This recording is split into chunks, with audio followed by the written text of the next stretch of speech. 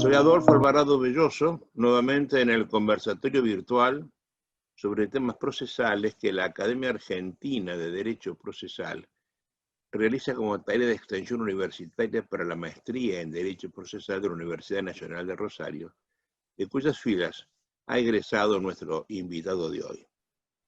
Estoy hablando con el magíster en Derecho Procesal y el doctor en Derecho por la Universidad Nacional de Rosario, Gustavo Adrián Calviño, profesor estrella de mi maestría, donde además de dar procesal se encarga de realizar toda la penosa tarea de enseñar a hacer tesis, y además es director del Departamento de Derecho Procesal de la Universidad Austral en la ciudad de Buenos Aires, autor de una media docena de libros importantes y abogado litigante, que en este caso y por el tema que vamos a tratar, cargas dinámicas probatorias, me parece que es título suficiente como para explicar críticamente lo que estamos hablando. Gustavo Calviño es un experto en el tema. Su tesis doctoral, que fue calificada con sobresaliente por un jurado ad hoc que conocía el tema, está publicada por Astrea. Te des por levantarme el libro, por favor, Gustavo, antes, porque quiero que lo vean. Es un libro de La carga de la prueba, a cuyo alrededor vamos a conversar esta tarde, porque para mí es una cosa crítica.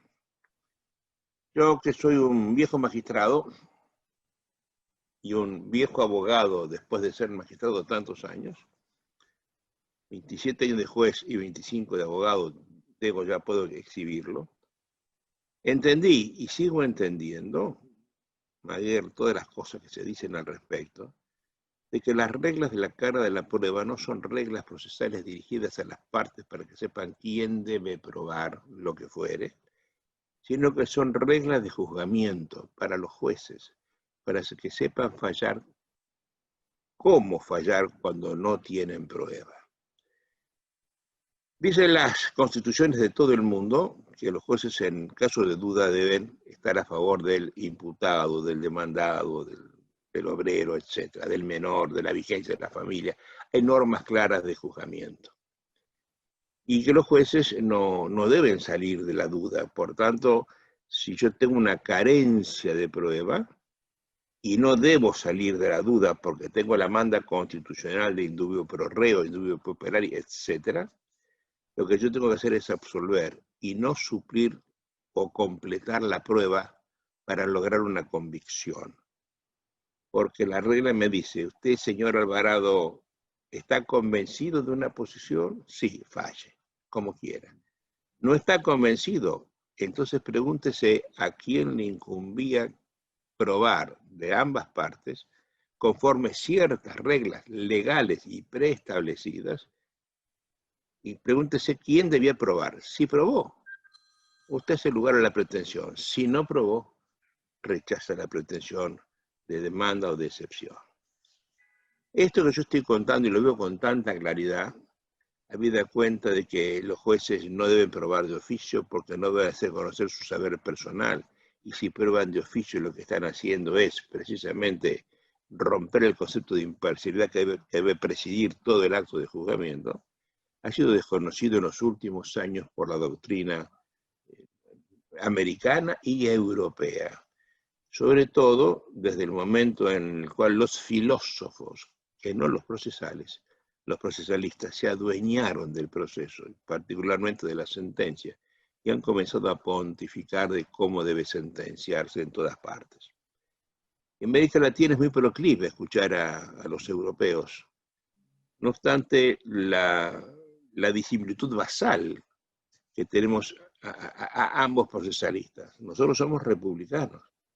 Los europeos son monárquicos, o están regulando o están trabajando alrededor de regímenes monárquicos o de regímenes post-monárquicos que aún no se han quitado del todo el carácter de monárquico. Esto que yo les estoy contando ha causado estupor en los últimos años, y algún magistrado en alguna sentencia sostuvo que las cargas probatorias en vez de ser rígidas por razones obvias, podían ser modificadas por aquel contra quien estaban dirigidas, por el juez. Entonces algún día se dijo, en el momento de sentenciar en segundo grado de conocimiento, que el concepto de carga no podía ser estático, sino que debía ser dinámico, moverse de un lado para el otro según el juez lo dispusiera en el momento de sentenciar. Y esto cundió. Se hizo una sentencia, se publicó en los diarios jurídicos, se hicieron artículos y hoy es norma en un montón de lugares en la Argentina, a pesar de que no logró entrar en el Código Procesal Civil de la provincia de Santa Fe. Somos un país federal y por lo tanto cada provincia tiene su propio código, ingresó en el Código Civil. En una reforma trasnochada por los civilistas que se adueñaron de las incumbencias propias del derecho procesal. Yo quiero que todo esto se desmitifique, quiero que se explique históricamente y quiero que se critique con toda seriedad y todo respeto a aquellos que están sosteniendo que son reglas para las partes y no reglas para los jueces. Aquellos que creen que las reglas pueden ser modificadas por los jueces, que es contra ellos. Habida cuenta que el proceso históricamente es un límite al poder. Y es precisamente el límite para quien más poder tiene, que es precisamente el juez de derecho. Mi querido Gustavo Calviño, bienvenido a este conversatorio. Te recibo con todo afecto, con el afecto de siempre, para proponerte una conversación, como todas las mías, desorganizadas, pautada sobre un tema nada más, iremos discurriendo sobre él. Te voy a pedir que me expliques el concepto de carga, de dónde viene y cómo fue evolucionando o involucionando en el devenir de la historia. Gustavo, un abrazo, bienvenido, te escucho con toda atención. Muchísimas gracias, maestro. Realmente para mí es muy emocionante poder compartir este espacio de la persona que más aprendí en Derecho Procesal y del Derecho. Así que, bueno, realmente muy, muy, muy feliz de tener esta charla desorganizada en torno a un tema, pero realmente para mí es un lujo y creo que no lo voy a olvidar nunca. Gracias, Gustavo. El tema de la carga procesal, bueno, tiene bastantes inconvenientes ya en la definición misma, ¿no? Cosa notable, las cargas procesales, sobre todo la carga procesal por antonomasia, que era la carga de la prueba, se conocían y de alguna manera se utilizaban desde hace siglos, ¿no? Hay registros de hace 4.000 años, ¿no? En torno a la carga de la prueba. Uno puede ver en la obra de Aulo Gelio, escrita hacia el año 125, cuando un joven juez le pide consejo a un juez anciano, ¿no? Y le dice, bueno, ¿quién tiene la carga de la prueba? Y el juez más anciano le contesta, la carga de la prueba la tiene la persona de peor reputación. ¿Eso es en noches sáticas? Exactamente, noches sáticas. Y bueno, la carga de la prueba, como especie del género carga procesal, se conocía. Pero nadie primero, ¿qué es una carga? ¿Qué es una carga genéricamente hablando? Ese es el tema, porque la primera definición que aparece, el primero que trabaja en esto de definir la carga fue James Goldsmith, allá por 1925, al tiempo que Carneluti también estaba buscando alguna definición de carga. Y es cuando aparece esta definición que todo el mundo repite a coro, ¿no? La carga procesal es el imperativo en el propio interés. Cuestión que en doctrina al poco tiempo fue muy criticada, porque la carga para muchos no era un imperativo. La carga en origen tiene un elemento de decisión voluntaria de la persona, ¿no? ¿Asumo o no asumo la carga en el proceso? Lo que es todo un tema... Esa es la posición actual de Gabriel Valentino en Uruguay, ¿no? Está de ese lado, ¿no? Sí, hay varios, digamos, Couture criticó esto, encontré muchos autores que criticaban este aspecto de que, digamos, no es un imperativo porque en realidad termina siendo una decisión facultativa de la parte, ¿no? Sin diferenciar bien lo que puede ser carga, facultad, etcétera, pero hay un elemento de la libertad en la carga. Y esto es muy importante, me parece. Sobre todo porque el incumplimiento de la carga ni es sancionable ni es constreñible. Ahí viene el tema. Por eso yo creo que la verdadera, digamos, La verdadera independencia del derecho procesal, del derecho civil, se termina de consolidar cuando se empieza a entender bien lo que es el concepto de carga procesal, ¿no?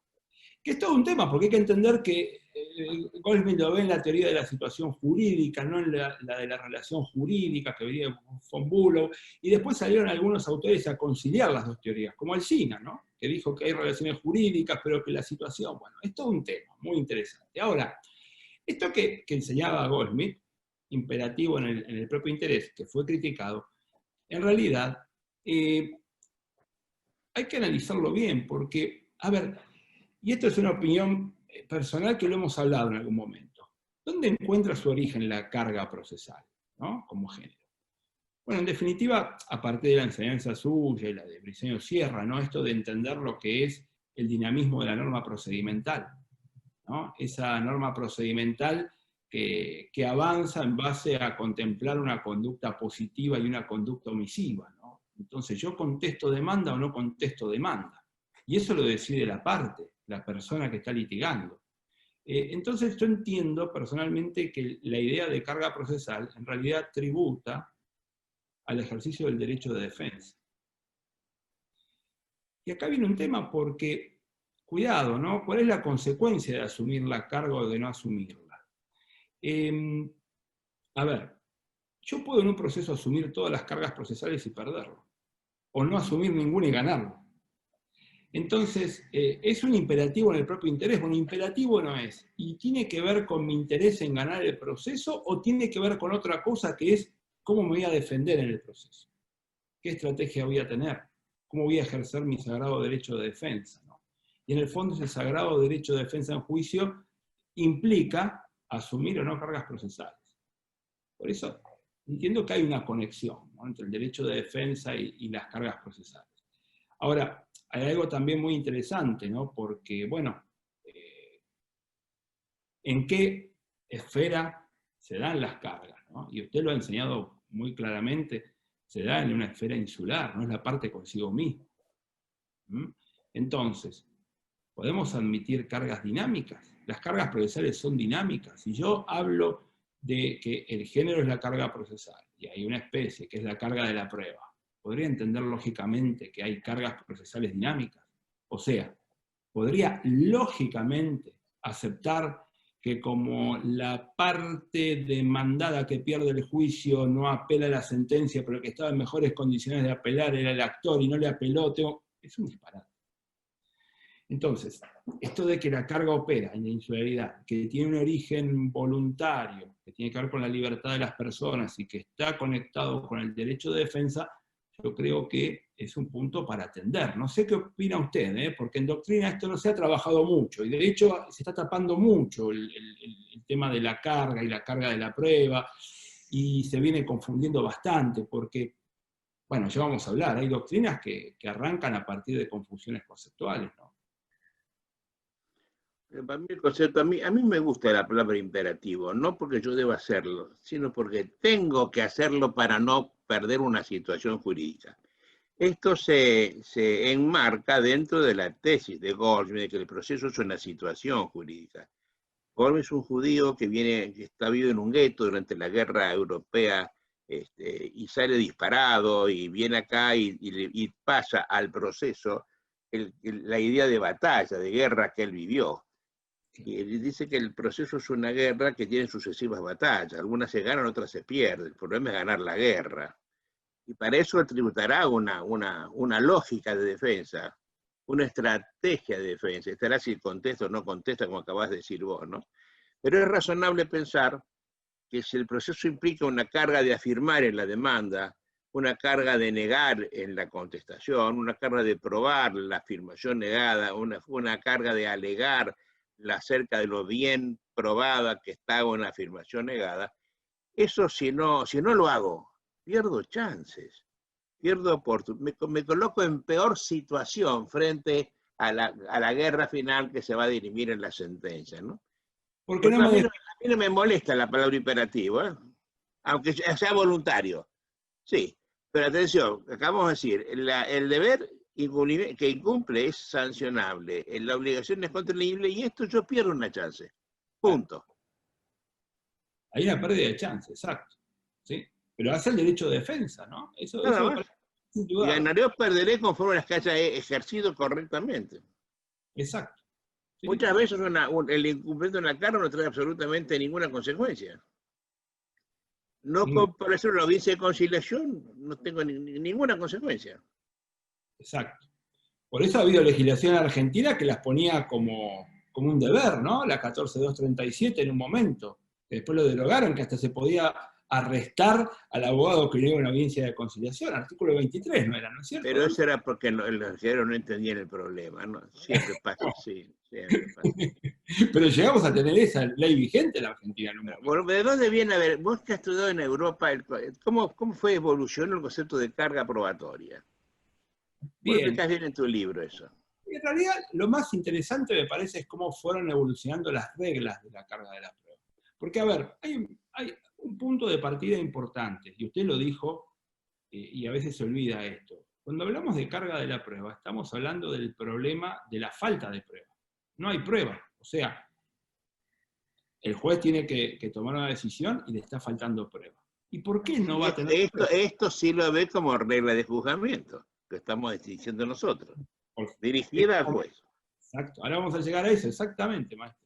Entonces, ¿por qué no tiene prueba el juez al momento de tener que sentenciar? Y porque o no hubo ningún tipo de prueba, o la actividad probatoria no alcanzó un estándar de prueba, entonces no puede tener por probado el hecho afirmado.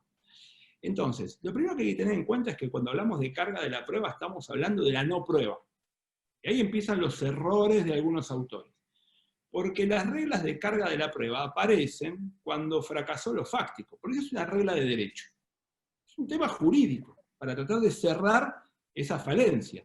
Y esto está clarísimo, por ejemplo, en la obra de Davis Echandía. O sea, cuestión de derecho la carga de la prueba, nunca de hecho. Michael Specie, a los colombianos, ahora en su Código General del Proceso, han mancillado la memoria de Davis Echandía porque están proponiendo lo contrario muchos, ¿no? Pero bueno, ya vamos a hablar de eso. Ahora, este problema de la falta de prueba al resolver, históricamente, simplificando la cuestión, se resolvió de dos maneras, o se arregló de dos maneras. Una es la que básicamente imperaba en los pueblos más civilizados en Roma, que era darle al juez una instrucción de cómo resolver cuando le faltaba prueba. Y aparecen las reglas de carga de la prueba. Seguimos utilizando una muy antigua, que es la regla de Paulo del siglo III, incumbio probatio cuidici no cunega, el procedimiento formulario. Es la regla que se aplica hoy en día en el derecho internacional, como el law, en el arbitraje, en el juicio por jurados, ¿no?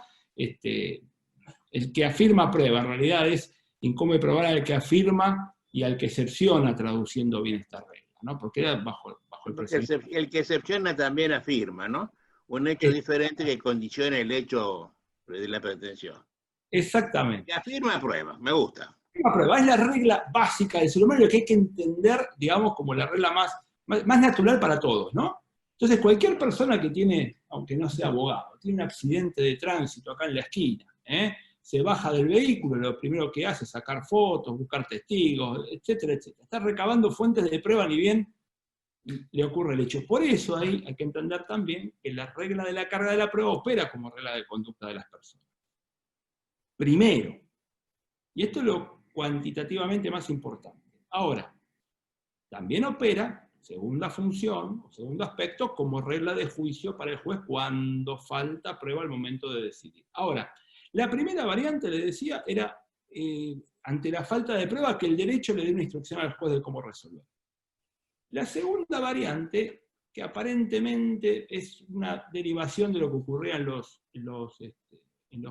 el derecho germánico de los pueblos bárbaros, es ya darle al juez un poder o facultad, pero atención, yo entiendo que no es de distribuir la carga de la prueba, sino darle al juez un poder o facultad de imponer las consecuencias de la falta de prueba, que no es lo mismo.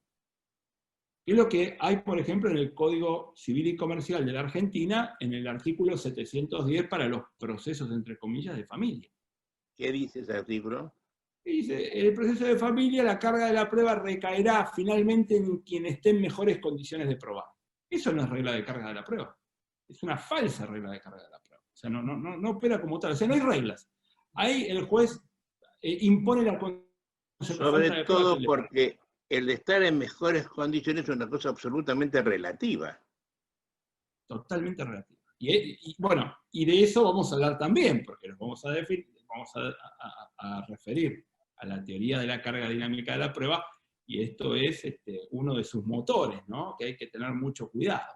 Entonces, la primera idea que quiero trasladarle es que, ante la falta de prueba, dos soluciones. Una solución jurídica, instrucciones al juez, ahí aparecen las reglas de la carga de la prueba, que históricamente fueron evolucionando, de la regla de Paulo, se pasó después a las reglas de los grandes civilistas franceses, Potier, Domat, ¿no? Que son las que desembarcan en la parte de las obligaciones en el Código Civil de Napoleón, de donde de alguna forma, Chiovenda da su regla a partir de la clase de hechos, y después el último hito que se da a partir de Rosenberg, y después con algún ajuste o con algún aporte de Gian Antonio Micheli, ¿no? Que es ya mirar las reglas, o fijar las reglas de la carga de la prueba mirando el presupuesto de hecho de la norma cuyas consecuencias benefician a la parte. Has nombrado a los dos autores que han escrito específicamente sobre el tema, ¿no? Tienen obra con ese título, igual que tu libro, ¿no? O vendría a ser el tercero en ese orden. Lejos.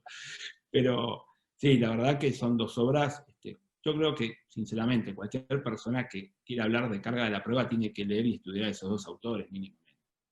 Porque después se termina diciendo cada cosa que llama la atención, ¿no? Pero bueno. Y peor, en Argentina se ha ido abriendo paso a alguna teoría que, bueno, que es difícil de sostener. Ahora, volviendo a lo que le estaba comentando, ¿no? La otra variante, esta de que le damos una facultad, un poder al juez para imponer las consecuencias de la falta de prueba, ¿no? Algunos encuentran esta variante en el viejo derecho germánico de los pueblos bárbaros, ¿no? Porque ahí hay que tener en cuenta que la carga de la prueba la tenía el demandado o el acusado. Lo que es injusto. Lo que es injusto.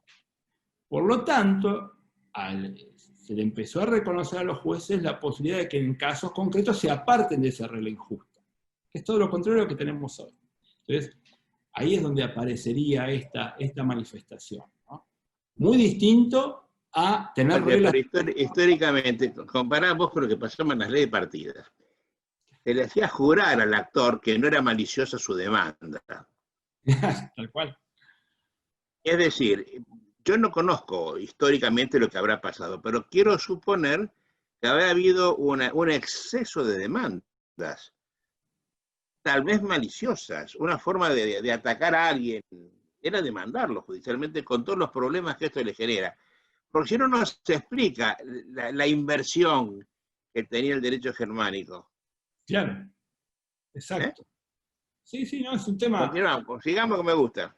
Bueno, por eso digo cómo se notan estos dos caminos, ¿no? Desde el derecho, reglas que buscaban, bueno, con ideas de justicia, y del otro lado, no reglas, ¿no? Un poder o facultad, pero ojo que ahí viene otro de los errores. Se dice que el juez puede distribuir la carga de la prueba en este caso. No está distribuyendo carga de la prueba, está imponiendo las consecuencias de que falte prueba, que es muy distinto. Y eso implica poder jugar a la taba con el resultado del proceso, ¿no? Porque es un tema bastante complejo. Y en esta segunda variante, esta que se funda en un poder o facultad del juez, anida nuestra conocida teoría de la carga dinámica de la prueba, ¿no? Porque en el fondo termina siendo un poder... Miren, el Código Civil y Comercial está en las dos variantes, como facultad del juez en el artículo 1735, para responsabilidad civil, y como poder en el 710 para el proceso entre comillas, de familia. Son dos normas escritas por personas distintas, con un enfoque distinto inclusive, ¿no? Pero es un tema para tener en cuenta. Bueno, pero eso tiene que cambiar necesariamente porque hay hechos afirmados que no pueden ser probados. Por ejemplo, el hecho negativo. Si yo afirmo que no soy tal cosa, eso carece de total posibilidad probatoria. Lo que no existe no puede ser probado, ¿no? A partir de allí pienso yo que se habrán empezado a cambiar las ideas sobre la carga de la prueba, pero están muy bien definidas. a partir del tipo de hecho afirmado, se genera una carga diferente. ¿Me lo podés explicar a eso, por favor?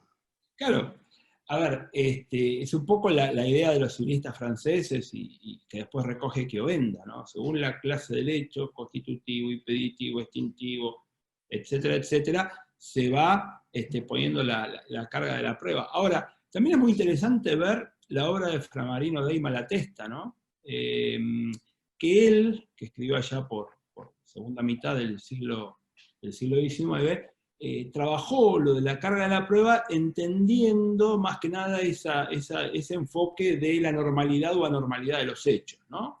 Que es algo que termina siendo subjetivo también, cuidado. Pero hay unas cosas interesantes en la obra de él, que inclusive tiene que ver con esto de la clase de los hechos. Por ejemplo, se dice que el hecho negativo no se prueba, generalmente. Ahora, en realidad, lo que está exento de prueba es el hecho por el carácter no negativo o positivo, sino por su carácter indefinido. Por ejemplo, si yo digo, nunca estuve en Buenos Aires, ¿sí? Una negación indefinida, no tendría que probarla, porque es imposible, prácticamente imposible de probar. Ahora, basta que usted aparezca en el proceso con una prueba de que yo estuve un día en Buenos Aires y automáticamente se cayó mi negación indefinida. Lo mismo pasa con las afirmaciones indefinidas. Siempre estuve en Rosario. Basta que usted pruebe que un día no estuve en Rosario para que esa afirmación indefinida se tenga por inexistente. Entonces, esto tiene su importancia porque nos conecta, y esto es lo que no está haciendo la última doctrina, de alguna forma nos conecta el concepto de carga de la prueba con el de tema o necesidad de prueba. En el fondo, ¿Con el de qué? ¿Con el de qué? Tema o necesidad de prueba, con el tema de prueba. ¿Por qué? A ver, cuando uno empieza a ver los conceptos probatorios, el objeto de prueba, que es un concepto A ver, muy... vamos a ver, espera, para que el que está escuchando no entiende. Esto es importante. Hablamos de objeto de prueba, es lo que puede ser probado. Cuando hablamos de tema, es lo que debe ser probado aquí y ahora. Exacto, el objeto de prueba es en cualquier proceso, los procesos en general. El tema de prueba es en este proceso que tengo acá arriba del escritorio, ¿no? ¿Qué tiene que ser probado en este proceso en particular? Pues eso para mí, nunca lo hablamos esto, a ver, no sé qué le parece, pero yo creo que el concepto del tema de prueba es uno de los más importantes en lo probatorio, ¿no? Porque es lo que me dice en este proceso qué es lo que tengo que probar. Y siempre eso va digamos, por algunas reglas positivas y otras negativas, ¿no? Se prueba el hecho afirmado, que no fue admitido por la parte contraria, no se prueba el hecho notorio, etcétera, etcétera, ¿no? Hay una cantidad. Y no se prueban las afirmaciones o negaciones indefinidas, esas no se pueden probar. En todo caso, habrá que probar lo contrario. Ahora, ¿qué pasa? Y esto no está muy tenido en cuenta, me parece. El tema de prueba me dice qué es lo que hay que probar en un proceso. Y acá vuelvo a Framarino Dei Malatesta. Cuando el actor afirma, el demandado niega. ¿Sí? Cuando yo niego, en realidad él dice, estoy afirmando otro hecho. Si yo digo, yo no conducía el vehículo que embistió al actor, en realidad estoy diciendo que estuve haciendo otra cosa, ¿no? Implícitamente. Eso es lo que marca Framarino. Bueno, pero eso es una confusión, ¿no? De allí vienen las confusiones, ¿no? Bueno. Si yo digo, yo te vendí, bueno, si no te vendí, no digo, vos estabas durmiendo la siesta. Estamos viendo si yo te vendí o no te vendí, punto. Eso es Ese es el hecho litigioso, exacto, con trascendencia jurídica en este expediente. Claro, eso es lo procesal seguro. El que estudia la lógica de las pruebas dice, bueno, pero yo cuando niego, eso implícitamente es una afirmación de otra cosa. Entonces yo tendría que estar probando el actor todo lo que afirma y el demás. Entonces, ¿qué aparece ahí? El tema de prueba me dice, ¿qué es lo que hay que probar? Pero no me dice quién lo prueba. Entonces ahí aparece la carga de la prueba y me dice, esto lo prueba esto lo prueba el otro. Porque si no tendríamos una superinflación de pruebas en el proceso. El tema carga de la prueba ahora se conecta con el de la incumbencia probatoria. ¿A quién le incumbe probar determinado hecho? Que sería la regla, claro, tiene que ver con la regla. Ahora las reglas de la carga de la prueba. Exactamente. Por eso tiene una función dirigida a la parte, que tiene que ver con la incumbencia probatoria, ¿no? Si no, el proceso, el tema de prueba no me alcanza, me quedaría mucha más prueba para hacer que la que estamos practicando. Entonces ya acá empieza un efecto procesal importante. Y eso es lo que algunos autores, que en los últimos tiempos están proponiendo abolir la carga de la prueba, esto no lo ven. Porque si yo elimino la carga de la prueba, ¿quién prueba? ¿Cómo es A eso? ver, explícame quiénes son los autores y por qué están proponiendo esto. Bien. A ver, el año pasado se publicó un librito de pocas páginas con 3 autores, Jordi Nieva Fenol, Jordi Ferrer Beltrán y Leandro Giannini, con un prólogo de Michele Tarufo. Michele Tarufo en el prólogo, perdón, y Jordi Nieva Fenol en el primer artículo que aparece en el libro, directamente proponen abolir la carga de la prueba porque consideran que es inútil. ¿Por qué? Básicamente porque dicen que, primero, es algo de la tarifa legal, propio de la tarifa legal, yo no estoy de acuerdo con eso, me parecen cosas Nada que ver. nada que ver, porque una cosa es la carga de la prueba y otra cosa es la valoración, e históricamente tampoco me coinciden, pero no importa. Eso lo dice Jordi. Pero ahora dicen que la verdad que es inútil porque si el juez al dictar sentencia tiene prueba del hecho, lo va a dar por probado. Y si no tiene prueba del hecho, no lo va a dar por probado. Y acá vienen los dos problemas. Porque para llegar a esta idea, lo primero que hacen es desconocer a la carga de la prueba como regla de conducta para las partes. Entienden solamente que es regla de juicio. Y se basan en una clasificación que no era muy clara, muy utilizada por autores alemanes, de carga de la prueba objetiva y carga de la prueba subjetiva. Ellos dicen la carga de la prueba subjetiva no corresponde, es una regla objetiva solamente dirigida al juez, ¿no? Hay que entenderlo en su idea de que el juez tiene poderes probatorios, prueba de oficio, etc., ¿no? Entonces, claro, si hay algo que no está probado, el juez aplicará sus poderes probatorios sin fin hasta lograr probar su hipótesis o su teoría del caso judicial. Que es una cuestión ya vieja, porque se había discutido hace mucho tiempo esto de que lo que decían algunos autores, que en el sistema inquisitivo no hacía falta carga de la prueba porque el juez encontraba la verdad o la buscaba. Ya eso se dejó de lado hace mucho tiempo porque aún en los procesos más inquisitivos va a hacer falta una regla de carga de la prueba porque en algún momento, por más que el juez busque, si no existió o fue una mentira, no lo va a encontrar. Entonces, de alguna manera hay que resolver esa falta de prueba. Pero aparte de decir eso, esto de, digamos, desconocer el carácter de la función de la carga de la prueba como regla de juicio, ellos terminan diciendo otra cosa, o mejor dicho, se apoyan en otra cuestión, que bueno, si el juez tiene probado el hecho, lo va a dar por verdadero, y si no, no, entonces ¿para qué quiero la regla de carga de la prueba? Lo que pasa, y esto es otra cuestión que tendríamos que charlar, hay normas cuyo presupuesto es un hecho indefinido, que no se prueba. Entonces no es cierto lo que ellos dicen, que si el hecho está probado, el juez aplica la consecuencia jurídica y hace lugar, y si no, no. Porque, por ejemplo, en el derecho marcario está el típico caso de la posibilidad de pedir la caducidad de un registro marcario por falta de uso.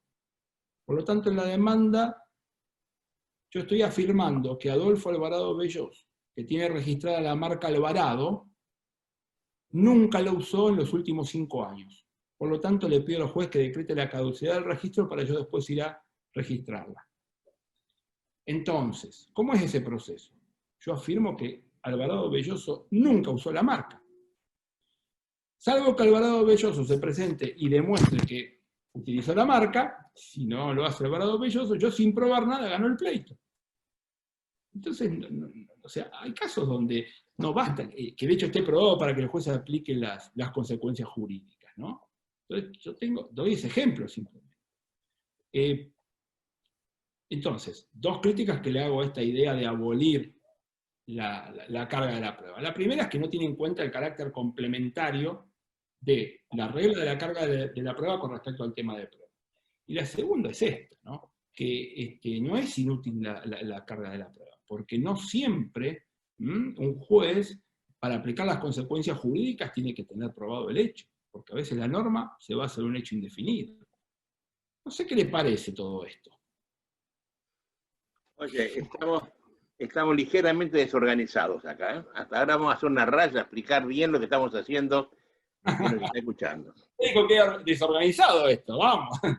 A ver, no, yo te voy siguiendo con toda atención, pero puede ser que alguien se esté perdiendo.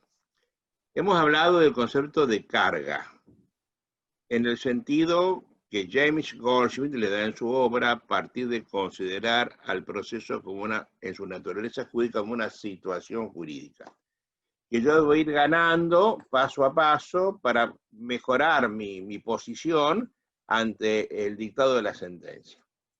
Entonces se da en el plano insular del proceso, si el proceso es un triángulo y lo que divido en planos, tengo dos planos verticales, juez y actor, juez y demandado, un plano horizontal, actor y demandado que va y viene, y un plano insular alrededor de cada parte. El juez no tiene ínsula, tiene actor y demandado. Los deberes en este plano, las obligaciones en este plano, acá son coercibles, la imposición de costas, las abstraídas, acá son sancionables, la imparcialidad o la falta de imparcialidad. Y acá son las cargas. Yo debo hacerlo esto para mejorar mi situación. Entonces, porque es una regla de juzgamiento, yo sé que si no pruebo voy a perder el pleito. Por tanto, ahora sí se convierte en una regla para mí, pero secundariamente. Porque el juez no va a saber, no va a tener convicción respecto del tema del cual litigando. Si yo no pruebo, voy a perder el pleito. Entonces, ahora viene para mí. Y yo tengo que probarlo. A mí me parece que le estoy siguiendo con mucha atención los últimos años los estándares de prueba, ¿no? Yo soy juez durante 27 años de mi vida. Y durante 12 años dirigí un diario, Juris, que habré publicado unos 11 o 12 mil fallos, cuyos abstracts, sumarios, decimos nosotros, los hice personalmente, haciendo una frase, tomando una frase, un concepto de la sentencia que en su redacción pueda ser elevado a la categoría de norma general. Por tanto, no puede nunca empezar, por tanto, no obstante, a pesar de, ¿no? Hago una cosa que yo la pueda sacar y poner en el Código Civil o el Código Penal. En tantas sentencias que yo he leído en mi vida, he llegado a la convicción, al convencimiento de que los jueces fallan por convicción. No hay otra regla más que la convicción. El juez se convenció de lo que fuere. No hay estándares de prueba. No. El juez se convence con una testigo bonita, se convence con un documento, se convence con un señor a quien le respeta su academicismo. Y creo, hoy, en el año 2020, que los juicios se terminan aprobando todos por indicios. Ya la confesión ha dejado de ser la probatio probatísima, es un medio que puede ser mentiroso, un indicio. Los documentos, aún los públicos, en la mitad de América Latina, no tienen fuerza probatoria para las partes, ni para los jueces. Es decir, ese imperativo probatorio que viene de la tasación, a la cual estabas haciendo vos mención, ya no existe. El juez se convence de algo. Lo que tiene que hacer es explicar por qué se convenció. El otro día tuve una conversación de este tono con el chileno Claudio Palavecino, y hemos llegado al convencimiento de que la sana crítica es una sanata crítica, ¿no es cierto? No dice absolutamente nada. Sirve para todo y sirve para nada, las reglas de la sana crítica. Eso falla por convencimiento. Y la convicción se logra, en mi entender, cuando los indicios son varios, graves, precisos y concordantes. Y son varios, digo que 3, siguiendo tus enseñanzas, que además son de Samaja, ¿no? Para poder hacer inducción, deducción y abducción con eso. Pero yo tengo que convencerme de algo. Y no tengo de dónde convencerme. Yo tengo necesariamente que absolver. Esa es la manda constitucional. Alguna vez un joven procesista español me dijo en un congreso, usted no puede obligarme a mí que yo falle si no tengo convicción, me dijo. No, yo no se lo digo, se lo dice su constitución. Que le pone la mano indubio pro reo, señor. Si usted no está convencido, absuelva. No salga a buscar prueba, a colectar prueba de condena, en que va a condenar siempre según la tesis de Hugo Boto. ni puede probar de oficio, ni puede hacer saber usted, ni puede hacer valer su saber personal. Por tanto, la manda constitucional es para hacerle grata la vida al juez, para que no tenga estrés con motivo de su profesión. Por tanto, el concepto de carga es imprescindible. No puede eludirse en un sistema acusatorio. Si este es un sistema inquisitorio, como es el que manejan los procesalistas europeos, aunque atenuados en España, por ejemplo, por el contenido del actual artículo 435 de la Ley 1 del año 2000, que prohíbe la prueba oficiosa y sin embargo deja hacer alguna otra cosa, lo que tiene que hacer el juez es simplemente, a partir de que tiene elementos convictivos, se convence. Si no, punto, absuelve. Pero yo debo darle el elemento convictivo. Y para eso se trabajó 100 años. Para saber quién debía dar ese elemento convictivo. Si que afirme, que afirme. Hay 8 reglas, ¿no es cierto? Vos las tenés escritas en tu libro. Hoy estamos llegando a una norma específica, el que afirma el presupuesto de hecho de la norma que pretende se aplique a la solución del caso. Y eso puede ser el actor o el demandado. Y estamos hablando de 5 tipos de hechos. El hecho constitutivo, el hecho extintivo, el hecho impeditivo, el hecho invalidativo y el convalidativo. Quien lo alega tiene que probarlo. El impeditivo puede ser de las dos partes. Los otros tienen claramente quién lo pone. Por tanto, es tan fácil esto. Está pensado, generado para que los jueces fallen con tranquilidad, puedan ver crecer a sus hijos y no estén enfermos con la tarea de juzgar, ¿no? Lo estamos entorpeciendo todo, particularmente el concepto de la carga dinámica. Bueno, y no es gratuito lo que usted dice, esto de tanta avidez por estándares de prueba, que salvo que recurramos a algunos modelos matemáticos, fuera totalmente de nuestro conocimiento jurídico, no estamos...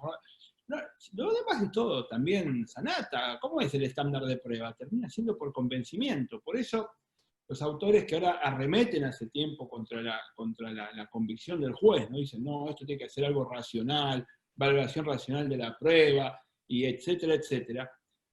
En la práctica no va a suceder nunca, me parece, con los límites humanos que tenemos. No es práctico eso.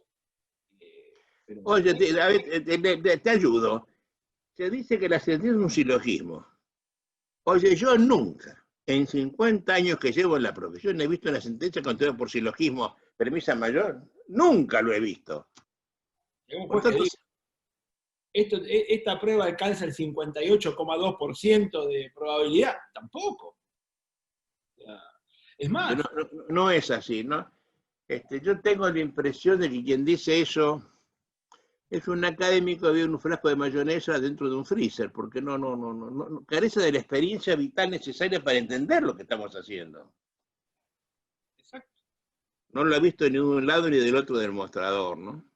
Bueno, explícame en qué consiste la carga dinámica. ¿Por qué el dinamismo de la carga?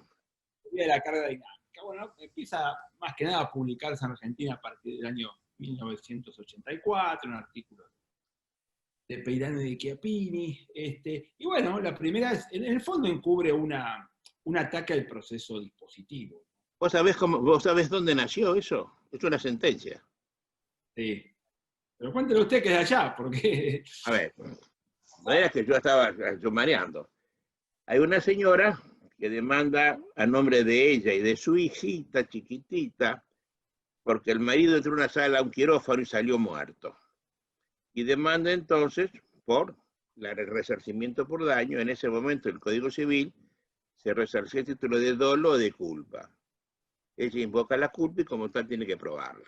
Por la impericia, la negligencia, tiene que probarlo. Y no lo probó. Entonces la demanda de primera instancia pierde, se rechaza la demanda.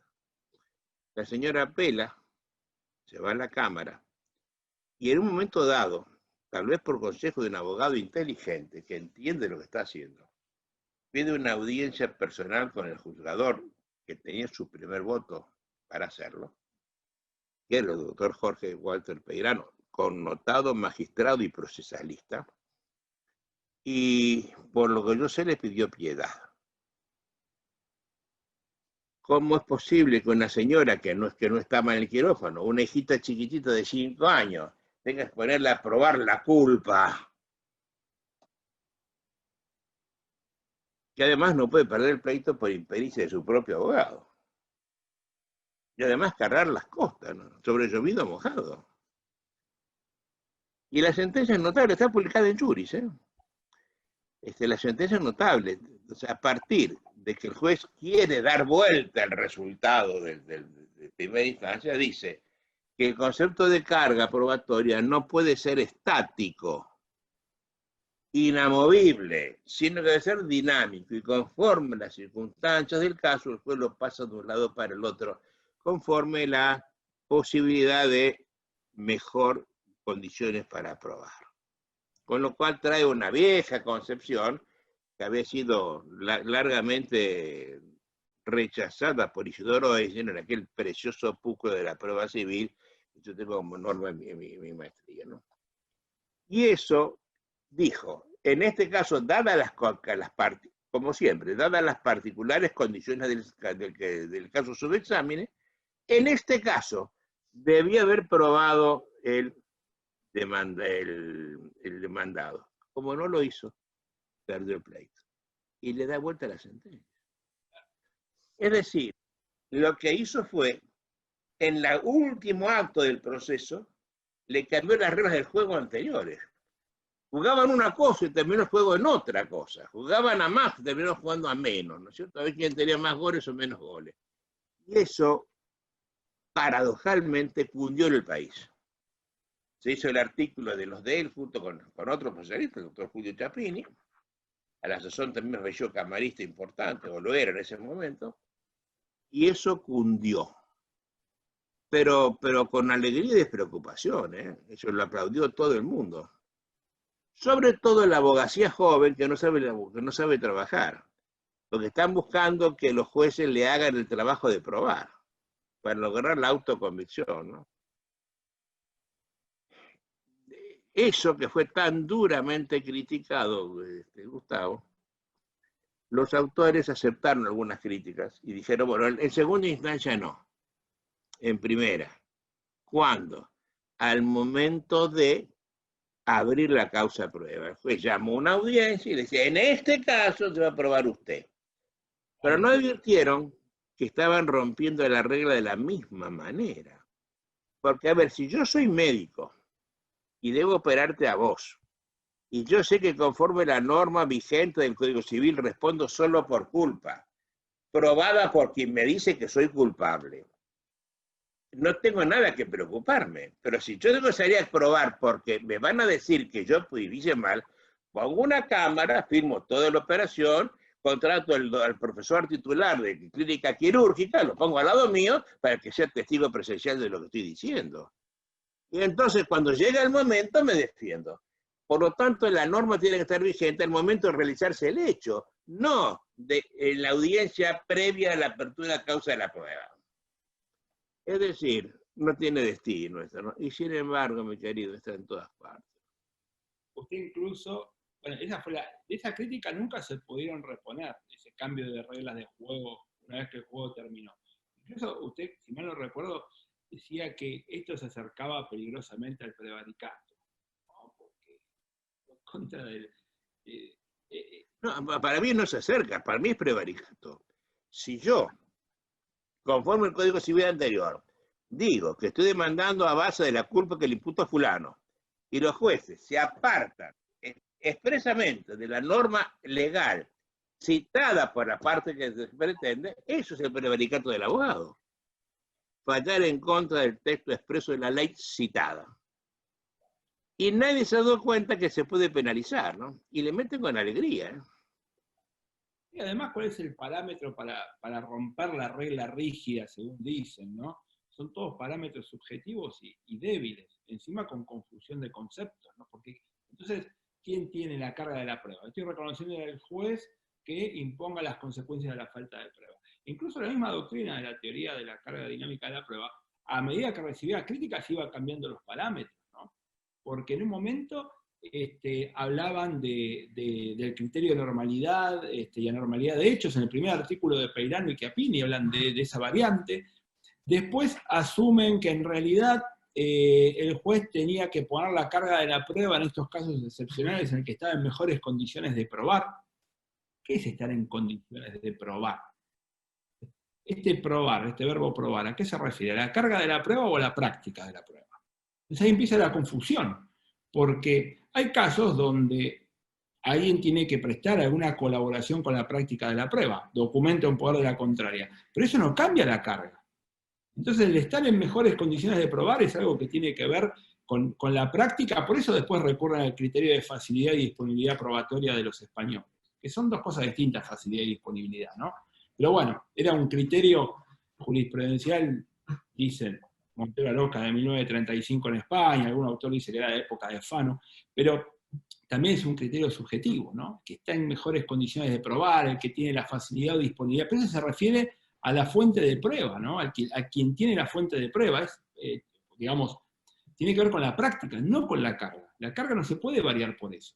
¿Vos te acordás por qué Eichner usó su librito de la prueba civil? En general la gente no lo sabe esto. Isidoro Eichner fue un profesor titular de la UBA. El único profesor que siempre fue abogado, nunca estuvo detrás del otro lado del mostrador. Era un abogado importante, de pro, era un gran señor, abogadilmente hablando. Era muy buen docente, además. Era una linda persona. Y nunca se enojaba, salvo con esto que yo te voy a contar. Entre los años 58, 59, alrededor, finalizando la década del 50 y comenzando la del 60, no tengo presente bien el año, entra un plenario a la Cámara Civil de la capital federal para establecer a quién le incumbía la carga de la prueba de la excepción de falsedad. Entonces la Cámara empiezan a votar, ciertos camaristas dicen que le incumbe al demandado porque es el excepcionante, otros dicen que le incumbe el actor porque es quien afirma el título que quiere ser cobrado con olvido de que viene ya predeterminado por la ley. Y alguno de ellos dice que el rigor de verdad, a quien le incumbe la carga probatoria, trae del derecho romano la idea, aquel que está en mejores condiciones de probar, que es quien sabe dónde hay firmas auténticas de la persona. Y ese es el demandado, el ejecutado. Porque él sabe que hay una firma auténtica en la escritura número tal, en el prontuario de la policía del número tal.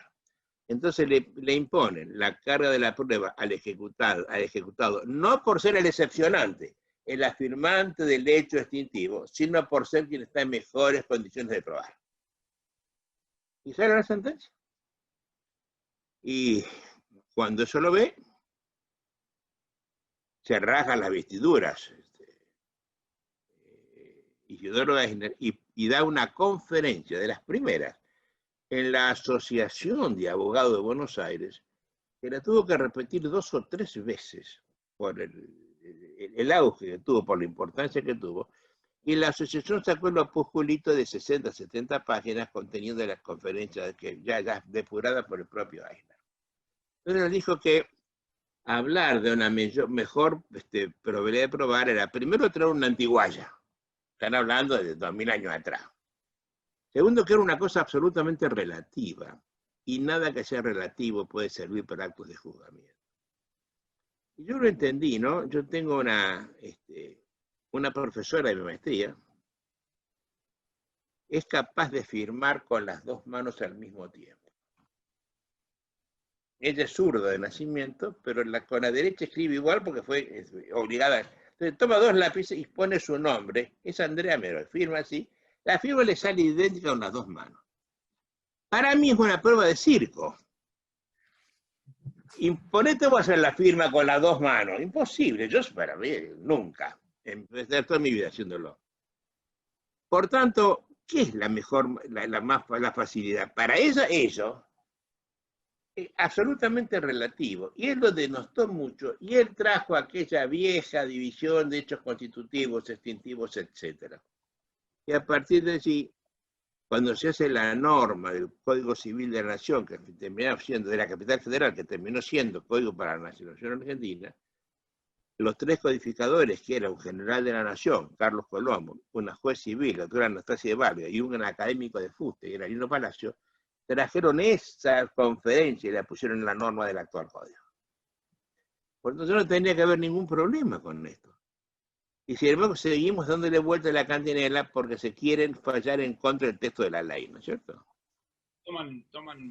Se inspiran en la regla de Rosenberg, ¿no? En el artículo 377 de la Nación. Está bien legislado, más allá de que se podría cambiar la palabra, alguna palabra, etcétera, pero está bien, digamos, el sistema es claro. Lo que pasa es que a veces me imagino, ¿no? Llegan los expedientes a sentencia y la decisión que tengo que tomar no es la que yo quiero. Entonces hay que empezar a dar explicaciones o buscar alternativas para llegar a otro tipo de decisión, ¿no? Eso fue lo que yo le dije un día, estamos dando una conferencia juntos, me tocó, de casualidad, en la Universidad Javeriana de Medellín. Estamos con Michele Tarufo, y eso tiene esto, ¿no es cierto? Yo he dicho, como lo habíamos repetido en una conferencia en la Universidad de la República de Montevideo. A ver, si yo cuando vengo haciendo el proceso me doy cuenta de que va a tener un resultado distinto al que yo quiero que tenga, si yo veo que voy a tener que rechazar la demanda y yo quiero acogerla o viceversa, lo que hago es torcer el método procesal y entonces pruebo de oficio o impongo cargas probatorias que no existían en la ley anterior a esto. Y cuando esto hago, dije en ese momento, lo que estoy haciendo es alterar el método para obtener la meta que yo quiero llegar, que es la sentencia. Y si para llegar a la sentencia altero el método, resulta que al final tiene razón Maquiavelo, el fin justifica los medios. Y eso no parece razonable conforme a la Constitución de todos los países de América Latina. Recuerdo que se enojó con eso.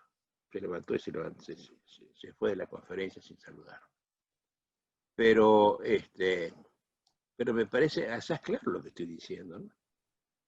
La regla está, a ver, de nuevo, para que se entienda esto, el proceso históricamente está dado a favor mío como hombre de a pie, no a favor tuyo como juez de derecho. Esto da a mi favor para que me defienda precisamente de vos. Por tanto, vos no podés cambiar la regla del juego. Es al revés de las cosas. Pero ellos ven el proceso como un método de investigación, Gustavo. No como un método de discusión, ¿no? Hacemos un resumen de todo esto ya para terminar y dame el consejo final para quien está escuchando.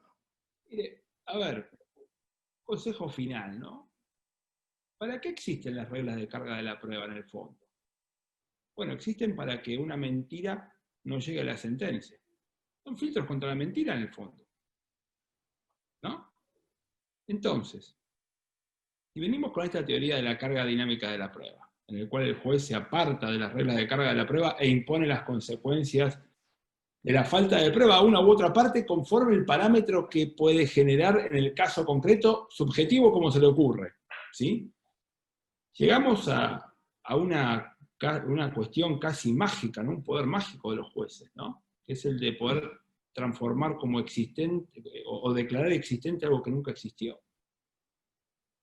Por eso, esa teoría, además de exótica, que tiene ribetes, digamos, mágicos, ¿no? Y justamente mientras muchas personas se rasgan las vestiduras hablando de que el proceso es para alcanzar la verdad, y la verdad, y la verdad, y la verdad, después terminan adhiriendo a teorías que son todo lo contrario, que es lo más alejado de la verdad, porque la carga de la prueba es la no prueba. Y justamente es un filtro para que, digamos, algo que no existió, que es mentira, no sea tomado como verdadero en la sentencia. Siempre va a haber un margen de error, ¿no? Que por ahí algo no lo puedo probar, porque si me prendió fuego la prueba, porque la perdí, lo que fuera, puede haber un error. Pero el derecho quiere otra cosa. Entonces, la verdad que en los últimos años estamos asistiendo a un avance de lo irracional en el derecho muy fuerte, ¿no?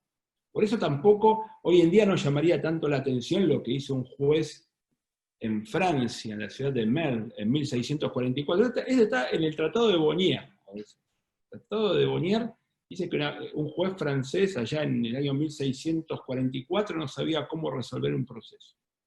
Entonces llamó a las partes a una audiencia, el juez tomó unos palitos, se los puso en la mano y dijo, el que saca el palito más largo gana el proceso. Y Bonnier apunta, bueno, afortunadamente después la sentencia fue revocada. Esto de echar en suertes el proceso es una cosa disparatada. Bueno, a veces, de maneras por ahí más elegantes, terminamos echando en suerte el proceso o sacando las cosas adelante, que es lo que veo mucho con la justicia digital ahora en la pandemia, ¿no? Sacamos todo rápido. Hay unos catálogos de decisiones bastante dudosas en los últimos tiempos que sacan Buenos Aires. Y bueno, son cambios que en realidad son parte de la cultura del facilismo.